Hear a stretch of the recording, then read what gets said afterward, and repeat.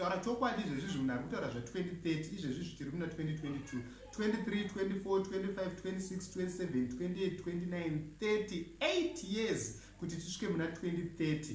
ndo vision 2030. tine nzara nhasi, tonzi mirirai 2030 8 years kuti muzotanga kudya. Aiwa, zvinhu zvacho musatijairira varume. Kutaura chokwadi musatijairira, musambotijairira zvenyu, musatijairira.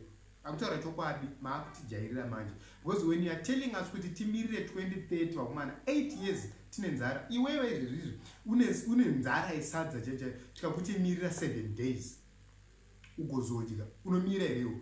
Iwe wosvika kumba kwako ubva wanzi namai mwana mudhara muri pamutsanya we7 days, munomira here mi7 days makangotsanya muchirowa dollar sign. Iwe mukadzi ari ipapa wakamira, chikafu chirimo munyika, but kune vakachimbandanyira vasiri kuda kukureleasa kuchiisa kuvanhu vese. And you are telling us kuti timirire 2030. Iwewe ndiwe murakashi wowo ari kutimirira, ari kudza vision 2030 vision 2030. He vari kugona chicha, vari kugona chicha, ari kugona chacha.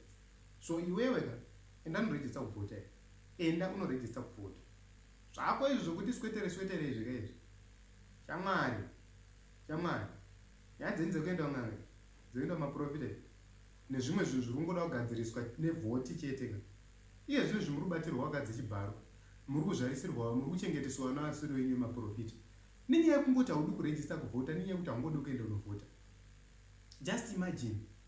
Iye zvinhu zvana venyu vari kumitiswa nemakurokoza nemakoronyera, hanzvadzi dzenyu vanasisi venyu vari kumitiswa nemakurokoza. Iye zvinhu uri kushaya mukwasha ane mari chaiwo kumushaya, kozi nyika yakashata. Nyika ikanaka unoona mukwasha ane mari anoti akauya anororerawo vabereki vako zvinhu zvokutanga kufamba, kana kuti anouya kuti tsano kwaita basa kunoku upindawo basa, because unenge unowaona mukwasha ane mari, vanhu vese vanenge vane mari. Iye zvinhu zvahanzvadzi dzenyu dzanyaurorwa, iwe wacho hauna urora, hapana zvamuri kumboita, kungogara muchichaya mapoto chete. Unotudza kuti hanzi 2030 uvhotera t-shirt chachaya t-shirt inoita $3, ndoya unovhotera munhu kuti aite 5 years ari mupawa. Kepesi ye$3 ndoya unovhotera munhu kuti aite, yekuti iwewo nyika ikanaka nhasi makepesi chaiwo unoita yekuchinjanisa everyday kuti ndopfeka ipi bhutsu, unenge une dhadhadha yebhutsu uko, zvese unenge uina zvomota richara udo uchindopinda mune ipi ko nhasi, ikonomi ichifamba uchine mukaka, vana vachienda kuzvikoro chaizvo zvokuti iwe ukatarisawo vana vako unenge uchinoti vana vangu vana pane vamwe vana.